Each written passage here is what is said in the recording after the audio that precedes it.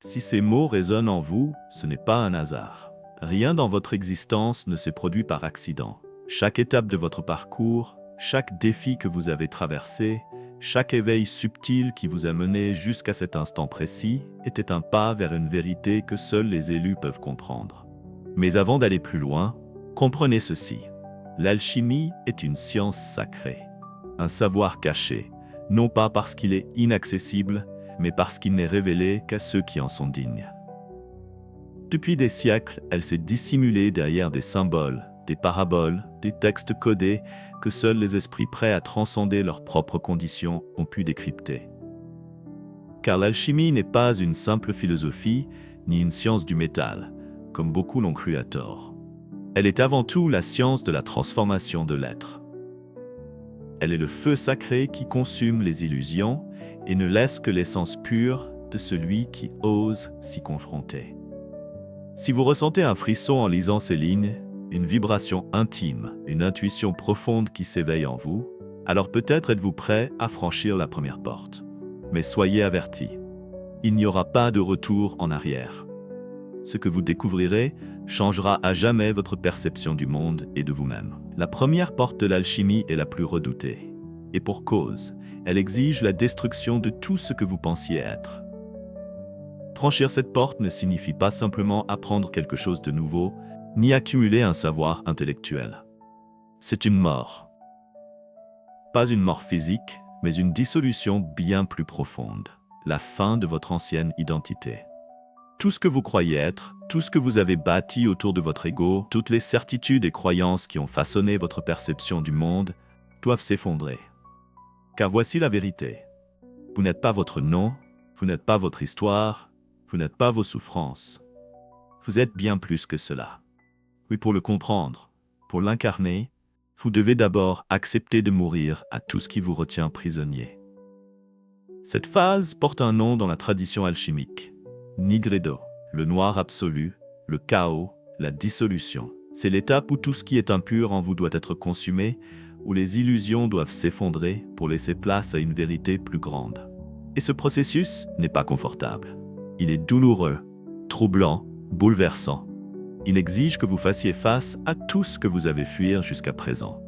Si, en ce moment, vous avez l'impression que votre vie s'effondre, que rien n'a plus de sens, que les blessures du passé refont surface avec une intensité inédite, alors sachez une chose essentielle. Ce n'est pas une punition. C'est une purification. Tout comme le métal brut doit être plongé dans un feu intense pour être purifié et devenir de l'or, vous devez traverser cette épreuve du feu pour renaître à une version plus pure de vous-même. Mais ce passage n'est pas pour tout le monde. Beaucoup reculent, incapables de supporter la douleur de laisser mourir leur ancienne identité.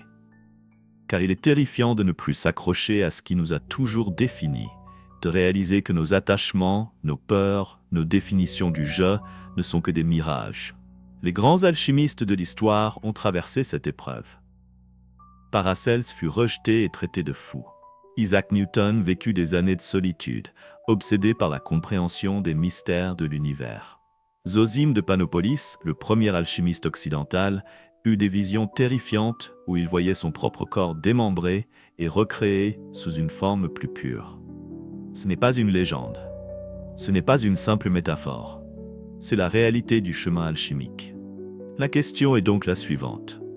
Êtes-vous prêt à regarder votre ancienne vie s'effondrer ? Êtes-vous prêt à abandonner tout ce qui vous a défini jusqu'à présent ? Car une fois cette porte franchie, il n'y a plus de retour en arrière. Vous ne pourrez plus faire semblant de ne pas savoir.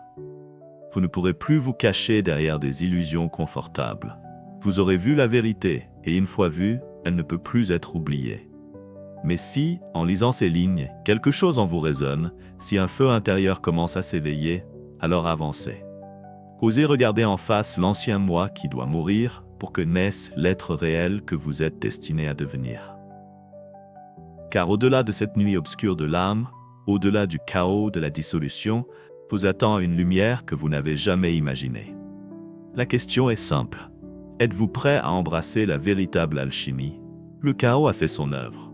L'ancien moi s'est effondré, consumé par le feu de la transformation. Ce que vous étiez n'est plus. Mais alors que l'illusion a été brûlée, un étrange silence s'installe. Un vide, un néant où tout ce qui faisait votre identité semble s'être évanoui. Là où régnait autrefois la certitude, il ne reste plus que le mystère. Beaucoup pensent que l'illumination est une explosion soudaine de lumière, un moment où tout devient paisible et harmonieux. Mais la réalité est bien plus subtile. Avant que la lumière puisse émerger, vous devez apprendre à cohabiter avec le vide. Car ce vide n'est pas une erreur. Il est la condition nécessaire pour que la véritable transformation puisse s'opérer. Pendant toute votre vie, votre mental a été saturé de bruit. Des pensées incessantes, des conditionnements, des croyances imposées par votre éducation, votre culture, votre passé. Vous avez toujours cherché des réponses à l'extérieur, dans des livres, dans les paroles des autres, dans des institutions. Mais la vérité, la véritable connaissance, ne vient jamais de l'extérieur. Elle se révèle dans le silence. C'est ici que beaucoup échouent. Lorsqu'ils atteignent ce vide, ils paniquent. Ils se précipitent pour le combler avec de nouvelles croyances, de nouvelles distractions, une quête incessante de nouvelles informations. Mais la vraie transformation ne peut se produire que si vous osez faire face à ce néant. Fermez les yeux un instant. Écoutez ce qui se passe en vous. Au début, c'est un chaos de pensées. Des souvenirs, des doutes, des peurs. Une cacophonie intérieure qui tente de maintenir son emprise sur vous. C'est normal. Votre mental a été programmé pour ne jamais s'arrêter, pour toujours occuper l'espace. Mais si vous ne luttez pas contre ce bruit, si vous ne cherchez pas à le contrôler, quelque chose d'extraordinaire commence à se produire. Vous observez. Vous voyez vos pensées défiler, non plus comme une partie de vous, mais comme un phénomène extérieur. Elles deviennent comme des nuages dans le ciel, apparaissant et disparaissant sans que vous n'ayez à les suivre. C'est là que la véritable magie opère. Car vous réalisez que vous n'êtes pas vos pensées. Vous n'êtes pas cette voix intérieure qui commande sans cesse votre existence. Vous êtes celui qui observe. Cette prise de conscience est le premier pas vers l'illumination. Car lorsque vous cessez de vous identifier à votre mental, un phénomène étrange se produit. Vous commencez à sentir une légèreté intérieure, comme si un poids invisible avait été levé. Ce poids, c'était l'identification à vos illusions, à vos blessures, à vos conditionnements. C'est ici que commence l'albédo. Dans l'alchimie spirituelle, l'albédo est la purification, le moment où la lumière commence à entrer en vous. Mais cette lumière ne vient pas de l'extérieur. Elle n'est pas le fruit d'un enseignement, ni d'une révélation divine tombée du ciel. Elle était déjà là, en vous, depuis toujours. Mais elle était cachée sous des couches d'illusions, d'attachements, de croyances erronées. L'albédo n'est pas l'atteinte d'un état final. Ce n'est pas la fin du chemin. C'est la seconde porte, une étape clé qui vous permet d'apercevoir un fragment de vérité, une étincelle de ce que vous êtes réellement. Mais maintenant que vous avez vu cette lumière, que ferez-vous avec elle? L'erreur de l'illumination instantanée. Beaucoup tombent dans un piège à ce stade. Lorsqu'ils expérimentent un moment de clarté, lorsqu'ils sentent cette paix intérieure pour la première fois, ils croient être arrivés. Ils pensent avoir atteint l'illumination et ils s'arrêtent là. C'est une illusion. L'albédo n'est pas un objectif, c'est un état de transition. Ce n'est pas un savoir à posséder, c'est une manière d'être. Si vous tentez de vous y accrocher, vous recréez une nouvelle prison. Vous échangez un conditionnement pour un autre. La vraie illumination n'est pas un état figé, c'est un mouvement perpétuel. C'est pourquoi tant de maîtres ont mis en garde contre les faux éveils, contre les pièges de l'ego spirituel. Ce n'est pas parce que vous avez vécu une expérience mystique, un moment de connexion avec quelque chose de plus grand, que vous avez terminé le voyage. L'illumination n'est pas une destination, c'est une direction. Et maintenant que vous avez entrevu un fragment de lumière, il est temps de passer la troisième porte. Car voir la vérité ne suffit pas. Il faut apprendre à l'incarner. Vous avez traversé le chaos de Nigredo, où votre ancienne identité s'est effondrée. Vous avez ressenti l'illumination intérieure de l'albédo, où la lumière a commencé à poindre derrière le voile des illusions. Mais ce n'est qu'un début. La transformation ne s'arrête pas à la prise de conscience. Il est temps de s'aligner avec la vérité universelle. Vous commencez à voir le monde autrement. Ce qui paraissait absurde ou chaotique auparavant prend une forme nouvelle. Tout s'imbrique. Tout suit des lois précises. Ce que vous preniez pour des coïncidences, des hasards, se révèle être un enchaînement parfaitement orchestré. Vous comprenez alors que l'univers n'est pas un chaos insensé, mais une grande symphonie régie par des principes immuables. Et parmi ces lois, certaines sont essentielles à intégrer si vous souhaitez aller plus loin dans votre transformation. Depuis des siècles, les initiés, les alchimistes et les sages ont tenté de transmettre ces vérités. Mais elles ne peuvent être comprises par un simple effort intellectuel. Elles doivent être vécues et expérimentées. Voici quelques-unes de ces lois. Tout ce qui existe est une projection de l'esprit. La réalité que vous percevez n'est pas objective. Elle est façonnée par votre manière de penser. Votre monde extérieur est le reflet de votre monde intérieur. Si vous nourrissez la peur, vous attirez des circonstances qui la renforcent. Si vous cultivez la clarté et l'amour, l'univers vous enverra des expériences qui vibrent sur cette fréquence. Comprendre cela, c'est cesser d'être une victime des événements et devenir un créateur conscient de sa réalité. Tout dans l'univers fonctionne selon des niveaux d'existence interconnectés. Les galaxies, les atomes, les pensées, les émotions, tout suit les mêmes schémas. Si votre esprit est désordonné, votre vie extérieure reflètera ce chaos. Si vous harmonisez votre être intérieur, votre environnement se transformera en conséquence. Cela signifie que vous avez toujours le pouvoir d'influencer votre monde extérieur en travaillant sur vous-même. Tout est en mouvement, en transformation constante. Vos pensées, vos émotions, votre énergie, tout émet une fréquence.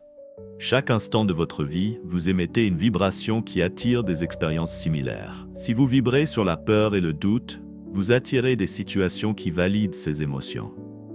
Mais si vous choisissez la confiance, la clarté et l'intention consciente, vous commencerez à attirer des expériences qui s'alignent avec cette énergie.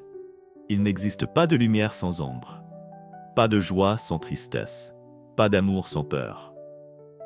Les extrêmes ne sont pas des ennemis, mais des expressions d'un même principe sous deux formes différentes. Ce que vous considérez comme négatif dans votre vie n'est pas un obstacle, mais un levier de transformation. C'est en transcendant ces polarités, en intégrant l'ombre à la lumière, que vous atteignez l'équilibre. 5. Le principe du rythme. Tout suit des cycles. L'univers fonctionne en cycles. La nature, les marées, les saisons, la vie humaine, tout suit un rythme précis. Dans votre propre vie, vous traversez des phases de croissance, de stagnation, de destruction et de renaissance. Lorsque vous comprenez cette loi, vous arrêtez de lutter contre les moments de vide. Vous savez que tout fait partie du processus. 6. Le principe de cause et effet. Rien n'arrive par hasard. Chaque pensée, chaque action produit une conséquence. Il n'y a pas de hasard, seulement des causes invisibles que vous ne percevez pas encore. Si vous êtes aujourd'hui dans une situation difficile, ce n'est pas une malédiction. C'est la conséquence de schémas passés. Prenez-en conscience et vous pourrez transformer votre futur. De la même manière, chaque décision que vous prenez aujourd'hui façonne votre avenir. 7. Le principe du genre. L'union des énergies masculines et féminines. L'univers est composé de deux forces complémentaires. Le masculin, l'action, la direction, l'intellect, et le féminin, l'intuition, la réceptivité, la connexion spirituelle. Pour évoluer pleinement, vous devez harmoniser ces deux principes en vous. Si vous êtes trop dans l'action et le contrôle, vous vous épuiserez. Si vous êtes trop dans la passivité et l'attente, vous stagnerez. L'équilibre est la clé. Quand vous commencez à intégrer ces principes, quelque chose de profond change en vous. Vous ne vous sentez plus victime des circonstances. Vous comprenez que vous avez toujours eu le pouvoir de transformer votre réalité. Vous cessez de gaspiller votre énergie à lutter contre ce qui est et commencez à travailler avec les lois naturelles de l'univers. Mais attention, savoir ces lois ne suffit pas. Il faut maintenant les incarner, les appliquer dans votre vie quotidienne. Car comprendre la vérité sans la mettre en pratique, c'est comme avoir une carte sans jamais voyager. Et c'est ici que s'ouvre la 4e porte, celle du pouvoir du verbe et de la matérialisation de votre destinée. Êtes-vous prêt à passer à l'étape suivante?